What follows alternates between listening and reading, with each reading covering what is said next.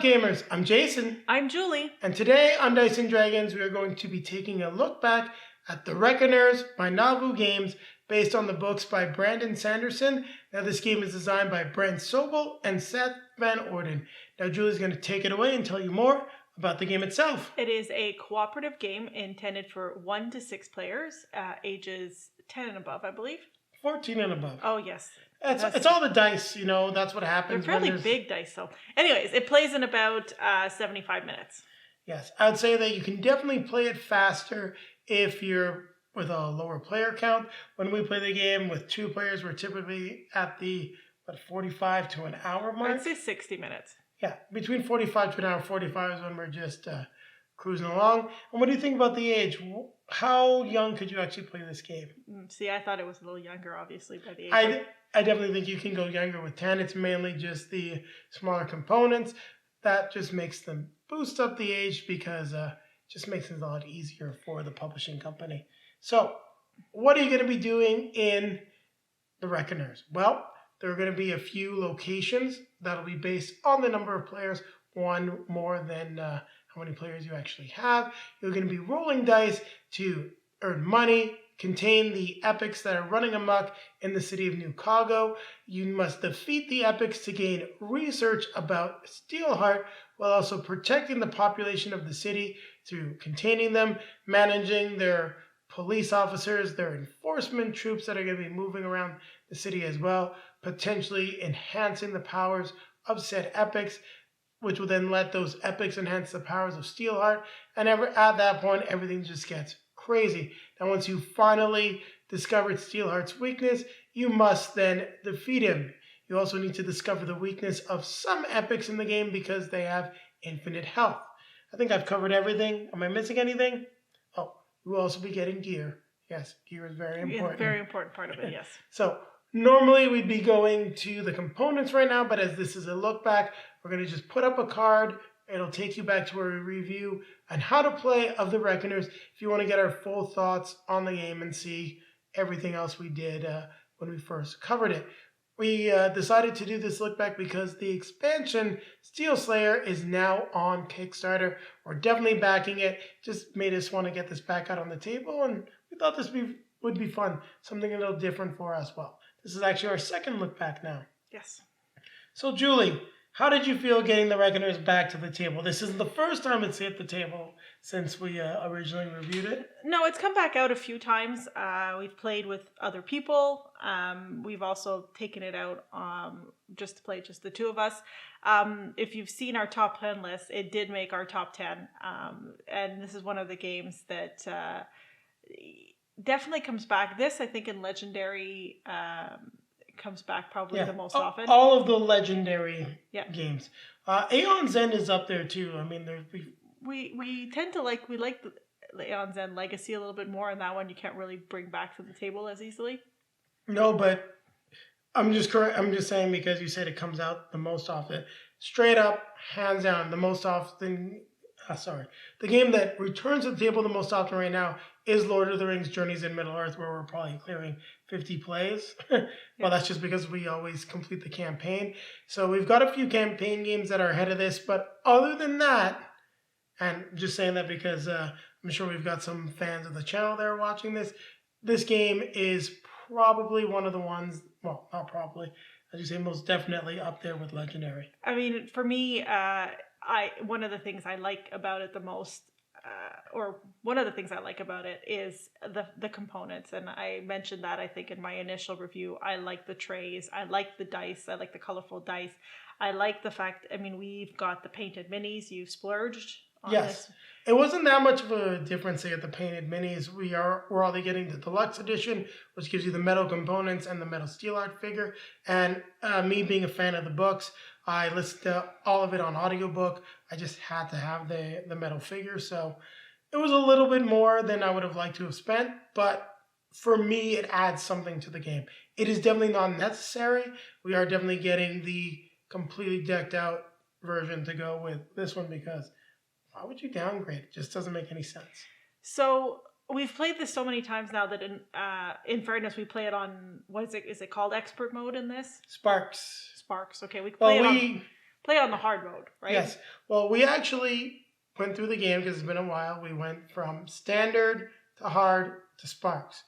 Which one was our most difficult game, Julie? Easy, I think. Yes. Our game on beginner was by far the most challenging game. It depends which villains you get. It depends which order they come in. But I think also I think we kind of have it figured out in the sense that we understand which gear we need to buy for and which I forget what they're called, which epics we have to attack first, and how to split our resources between the right balance between Steelheart and the epics. It is strategy, and that's one of the things I like about it. I also like the fact that it is possible to beat it. I'll go back. I've referenced this often in our reviews when we played against Thanos Rising, and we just could not beat Thanos because of some random luck. Yeah. How many times did we play it? And I said 5. I think we said it when we reviewed it. We still had not beat Thanos, and I was going to keep taking it to the table until we could, because it was just, driving me nuts. In this game, unless we make some serious mistakes, we can get into some trouble, and we can get into, where we think it's looking like it's a little bit out of control, and we've always seemed to manage to claw our way back. And that's one of the things I love the most about this game. So, on that note, there is going to be a fair bit of revised content coming in the expansion, just to level out that balance. One of the reasons that we do have a little bit more success, I think, with the game than some other people do, besides just the amount of times we played it, our strategy, and the fact that we're always playing at 2 players, we do have some of the Kickstarter exclusive cards, such as the Nighthawk Mobile, as well as the Med Kit, which make a big difference. So on our play on Sparks, we just got some of the best cards early on. We ended up with the bank vaults to generate resources, so we were always getting some upgrades. We ended up with the med kit, and at that point, we were really able to lock everything down. Now, our first play on beginner, we had probably the 3 worst combination of epics I've ever seen. We had enforcement all over the map. Steelheart's powers were almost maxed out in the first turn, and it was, when we beat him, it was literally like, if he doesn't go down this turn, we're going to lose. And when we actually played this with some friends, we ended up in that exact same scenario, except we missed it by 2 dice. And I have to say, just thinking back to that play when we were what, 4, 5? We were 4, I think. Yeah, it's a lot more challenging when you've got more characters. I would say we always play as Megan and David. The other characters are a lot of fun. They're just our personal favorites, as the two that play off each other, I think, the best. And that makes sense, as they are the main characters from the book series. So I think we've said enough about the game. I don't really have that much more to add. This game is definitely still way up there on my list. I really enjoy it. I love the components. It is definitely, I'm not going to say overpriced, but I would say that you are paying for stuff that you don't necessarily need. This game could be cheaper. You do not need all the nice components, but I feel like you would be missing something. I am someone that does love a great table presence. You get that in spades with this, especially in the deluxe edition. Those metal components for me matter, but I don't think they really matter to most people. Now, if you're a fan of the books, though, and you're looking at the Kickstarter, you may want to pick up the all blinged out version.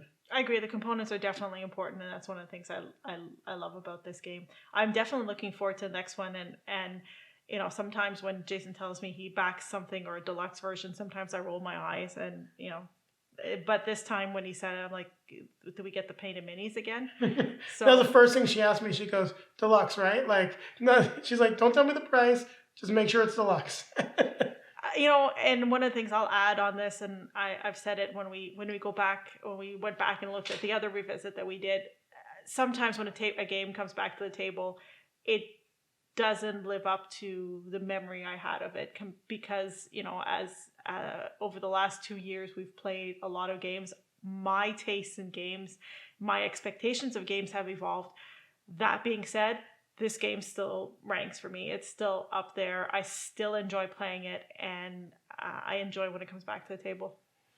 Same. I really don't have much more to add. This definitely is a game that we're going to keep playing. It's probably going to hang around in our collection a lot longer than it should. And I say that just because I'm thinking like years in advance now, and it definitely has a little bit of a sentimental place in my heart, because this is probably one of the first games that I brought out, and Julie was just like, "Ooh, table presents, components," and I was like, "Oh, we got a gamer here."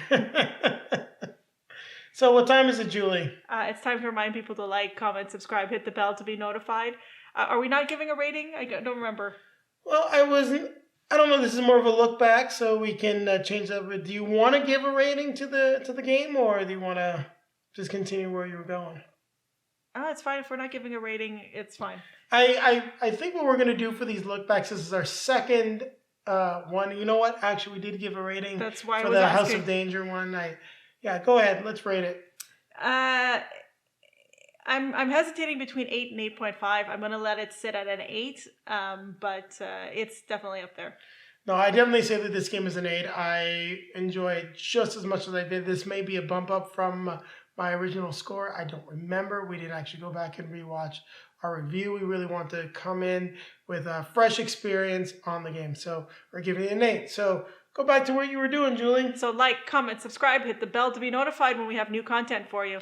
Down below in the video description, you will find links to all of our social media feeds: Facebook, Twitter, Instagram. If you'd like to see pictures of us playing the Reckoner as well, there'll be plenty of them on there. There will also be some when Steel Slayer finally arrives sometime next year. And popping up in front of me will be a link to our most recently released video. And popping up in front of Julie will be your second chance to go see our original review and how to play of the Reckoners. So what time is it? Time to grab our drinks behind this ginormous box. Grab our best friend. We're gonna keep playing games. Gonna keep playing games. Keep playing this one for sure. Oh yeah, for a long time.